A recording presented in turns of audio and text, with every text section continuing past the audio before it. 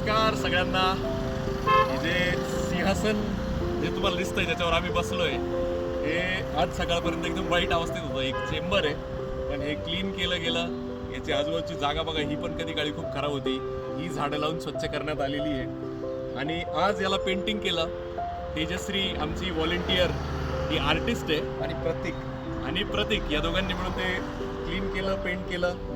तर नंदिनी नदीवर आम्ही काम करतोय पण असं गरजेचं नाही की खड्डे खाना, झाडं लावा, कचरा उचला एवढीच कामं नसतात. आर्ट खूप महत्वाची. आर्ट नदी किनारीच आर्ट खरी फुलली. या गोदावरी किनारीच कुसुमाग्रज झाले.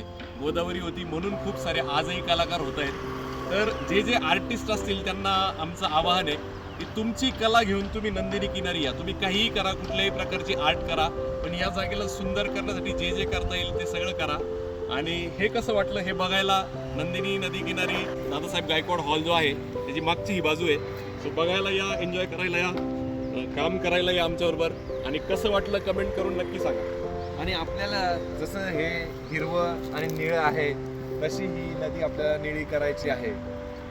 इथे आपण झाडं लावून सगळं हिरवं करतोय.